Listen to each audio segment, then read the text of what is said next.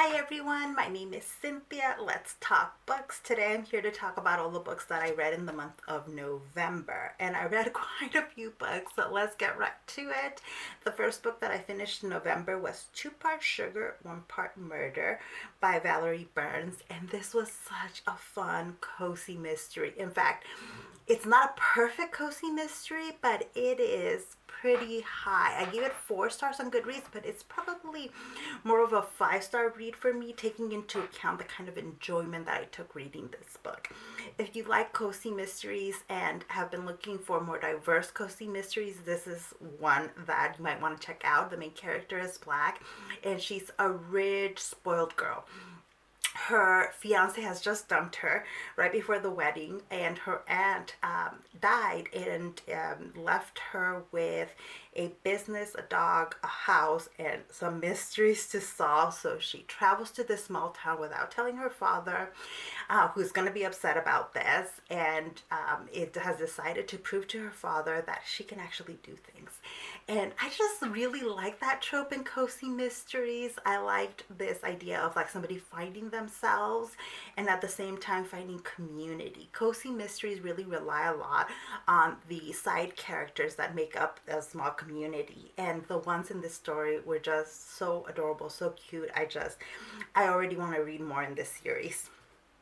The second book that I finished was The Siren of Sussex. This is book number 1 in the Bells of London series by Mimi Matthews, and this is a recommendation from Cause Not Always Doing and Shannon at That So Po. Both of them have discussed this book on their channels, and I knew from the moment I first heard one of them talk about it that I would be interested in it, because it's a historical romance in which you're following a young girl from the countryside coming to London for the season. She can't afford more than this one season. Her oldest sister has basically ruined her chances at a good marriage by running off with the man without getting married to him, and so now it's all up to the second sister to make a good marriage that will help her family. Well, she's decided that she's going to make an impression through her writing habits, because she doesn't feel confident in the ballroom. She doesn't feel all that confident in society, but she's very confident riding a horse. And she has a magnificent horse that her dad left her. And so the romance is between her and the writing habit maker.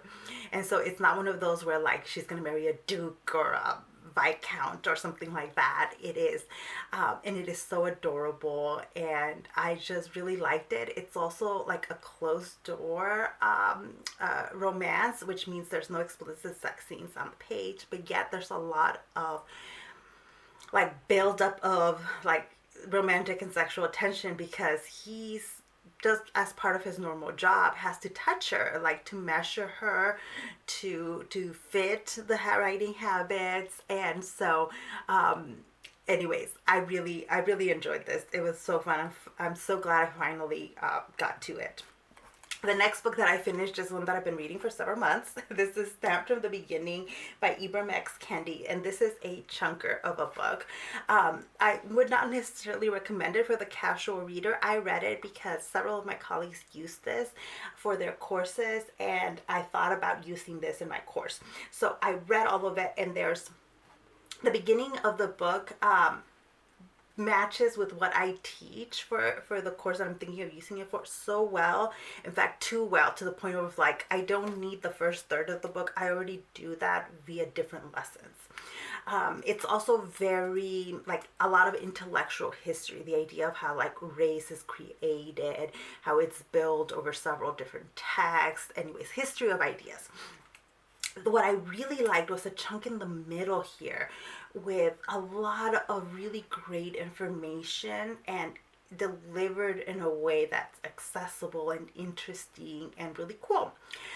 The last chunk of the book, I was really interested into the civil rights and like Black Power era, and there were some really interesting, really cool things in that. Overall, I think I'm going to stick with the one I normally use, but there's some things in here that I really liked.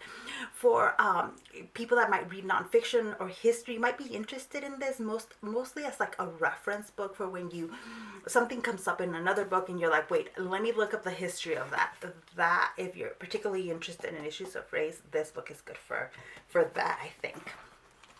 The next book that I finished is a book that's been in my TBR for a little while. This is Serving Sin by Angelina M. Lopez. I read her latest book that was set in Kansas, and this one is set in Guanajuato. Well, it turns out that Angelina M. Lopez's family comes from Guanajuato in Mexico originally. Then they settled in Kansas, and like that is basically my family's story, except hers immigrated to the U.S. earlier than mine did. Still, I knew that I had to read her book set in Guanajuato, and this is a contemporary romance where the heroine is a Mexican CEO of a car company, and the hero is he's like a prince from a country in Europe that I believe is non-existent, but he's also a security expert, and he rescued her when she was a teenager, that when she had been kidnapped. Well, now they're reconnecting again, and her life is threatened, and he has to step in as her bodyguard, and lots of spiciness involved here, with that tension of like they have both been lusting after each other because they've been keeping up with each other's lives. But because of the bodyguard relationship, there are barriers to the relationship. I really liked it. It's one where there's secrets involved and like backstabbing, company stuff. I really, really like it. Lopez is such a fantastic writer. I cannot wait to read more of her romances. And then next on the list, I read Afterlives by Abdulrazak Gurnah. This is a book set during German colonization of East Africa, and a large part of it takes place during the World Wars, especially during the First World War, I believe. But it's that, like the effects of colonization you see clearly, but it's also the story of individual people. It's through individual people's lives that we see this story unfold of colonialism in East Africa. And those stories I thought were so well done. We're following somebody who's part of the German colonial troops, and we explore why an African man would sign up for that. We're exploring also just a regular man from the countryside who's half Indian, half African, and his wife, how we get to that point, and then the the sister of one of the friends they make, and it's a story of everyday life and like the pettiness and small decisions that make up people's lives. So it's not a story of like it is a story of huge events, but the huge events are in the background. It really is about these people's lives, and I really enjoyed that aspect of it. The end was a little bit, I felt like it departed from the tone of the rest of the book, but I really enjoyed the vast majority of the story. The next book I read was Undercover Latina by Aya de Leon. This is a book intended for young readers, and it is the first from Aya de Leon. I've been reading her romance novels, and I have been loving the theme of activism and like spies that have been in her novels lately, and I loved it in this YA or young reader format. I think it's supposed to be, I'm not sure if it's middle grade or like young adult. It's kind of in the cusp, really. But it's this teenager whose family is spying for an organization that is working for racial equality. So it's not the government, it's not the FBI, it's a different organization, and they fight for racial equality. They're trying to track this white supremacist who might still be in contact with his son.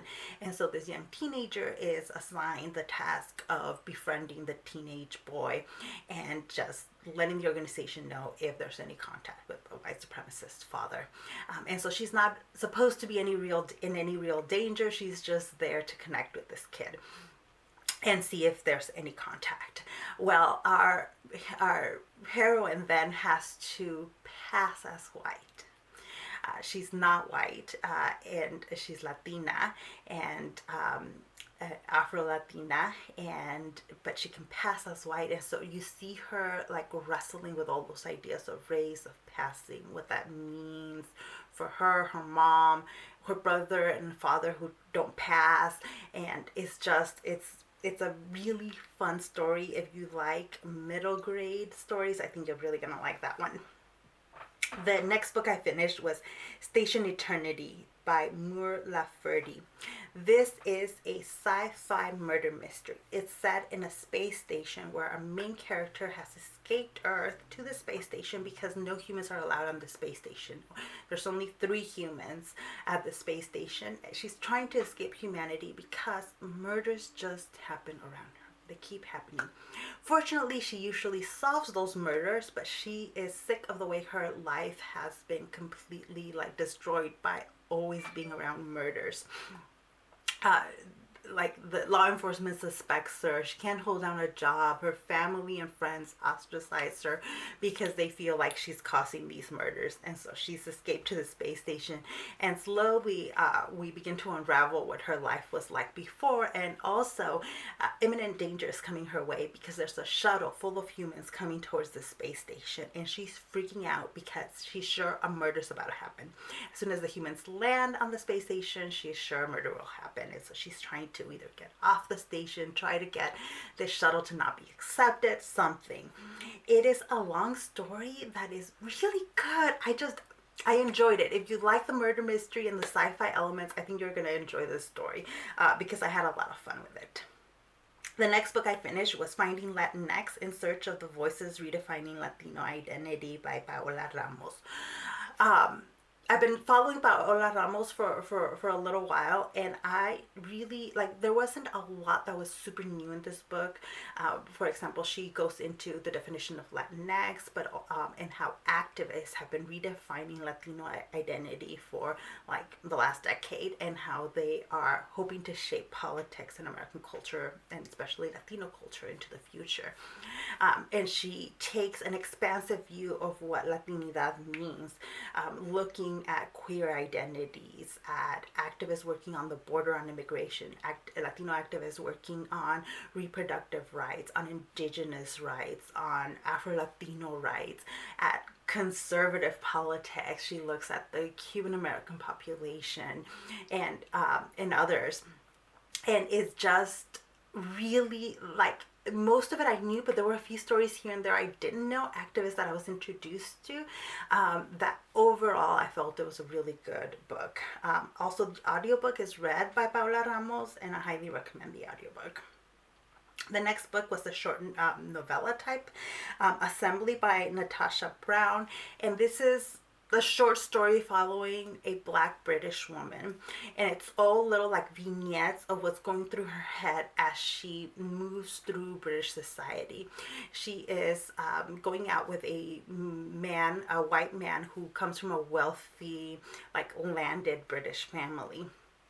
And so her interactions with his family, but her interactions with her bosses too, with her co-workers, and the microaggressions that happen on a regular basis over and over again. And the format was really interesting. It took me a little bit to get into it, but overall it worked for me, and it's just like so relatable in a lot of the kinds of microaggressions that educated women in spaces that were not created for non-white people experience on a regular basis. The format, because it's told in these vignettes from her head, is not going to be for everybody, but if you can handle that format, I think it's a decent one, and it's pretty short to get through. The next book that I finished, I loved. It's Calypso, Corpses, and Cooking by Raquel V. Reyes. This is book number 2 in the Caribbean Kitchen mystery series. So another cozy mystery by Latinx author. Our main character is Cuban American. In the first book, she's moved to the suburb of Miami.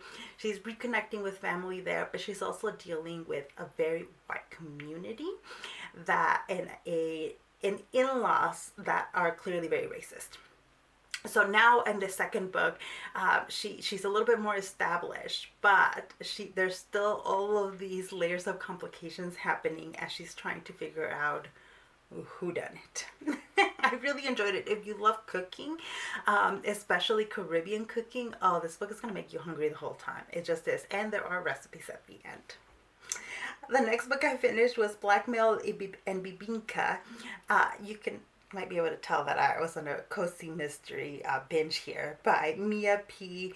Manansala. This is book number 3 in the Tita Rosie's Kitchen mystery. So I've read the first 2 books in the series. So by this point, you're very comfortable with the characters if you've read the others. But if you haven't picked up the first 2 books in the series, you can't start with just the third one. That's how cozy mysteries are built. They're serialized, so you can pick up the series at any point. But readers who have been keeping up with all the books are rewarded here and there with bits and pieces in the story. In this one, there is a murder, and this time our main character has stopped pretending like she doesn't want to solve this murder. Especially when their family's involved, like she's gonna get involved. That was one of the things that had annoyed me a little bit in the first book, that she was fighting the detecting part of it. But in this, that is all done. We get more of her working on recipes, discussing food, and it was a fun book. The next book that I read grabbed me and wouldn't let me go. It is The Drift by C.J. Tudor. This is the book that I read an arc of via NetGalley, so it was provided for free. And I'll put the information of when it's released down below. It's a thriller that begins, you're following 3 different storylines. In one, a bus has overturned in the middle of a snowstorm. Half of the passengers in the bus are dead, and the others are trying to figure out how to get out, because you don't really want to get out because of the snowstorm, but there might be disease spreading among them, and not everybody is who they say they are. In the second storyline, you have a group of passengers that wake up and they're in a snow lift, like one of those lifts that takes you up to like a snow resort or a skiing resort type of thing. They were on their way to like this place. I'll talk about that later. But the power has gone out and they're hanging in the balance, and there's a snowstorm, and everybody has secrets, and there's a dead man in the carriage. In the third storyline, you're at the resort. I believe it's called the resort.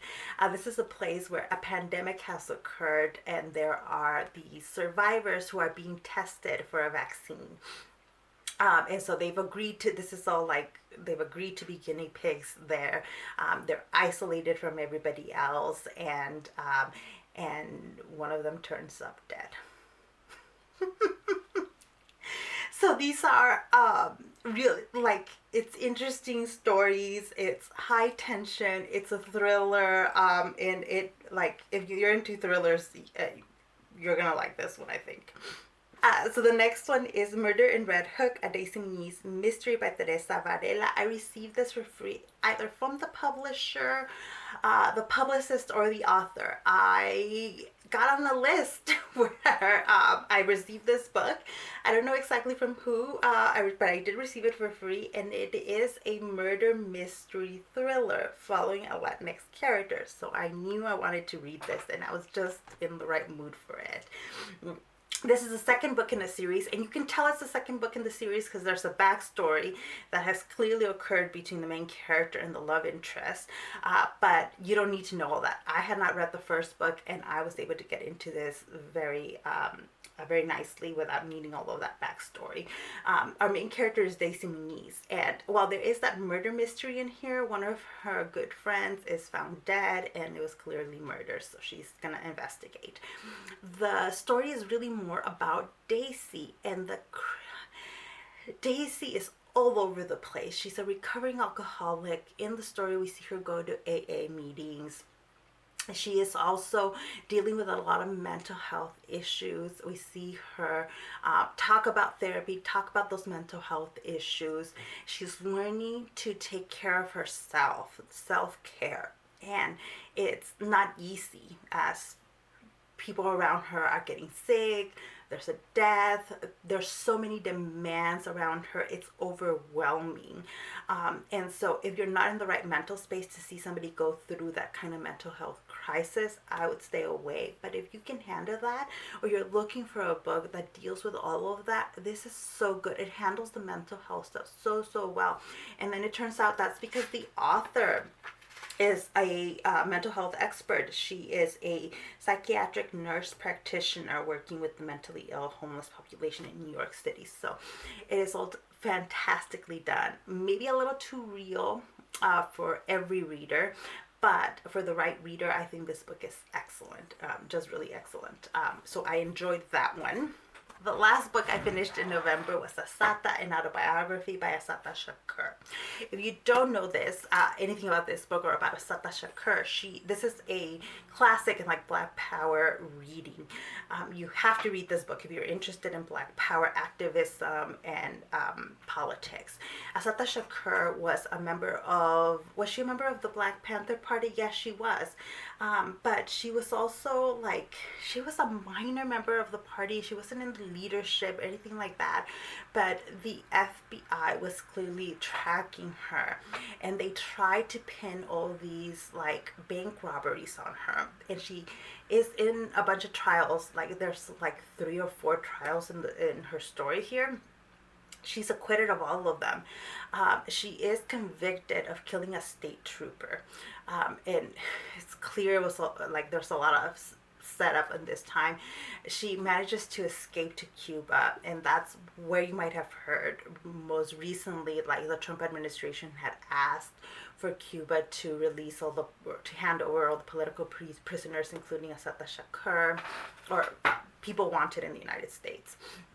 The Cuban government has said no, but hearing her story in her own words was really, really great.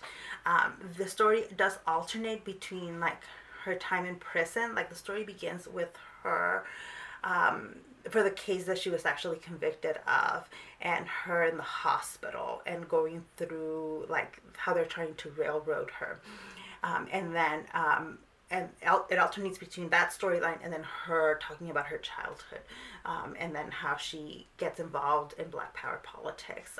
And it is absolutely it's a must read if you haven't read it yet.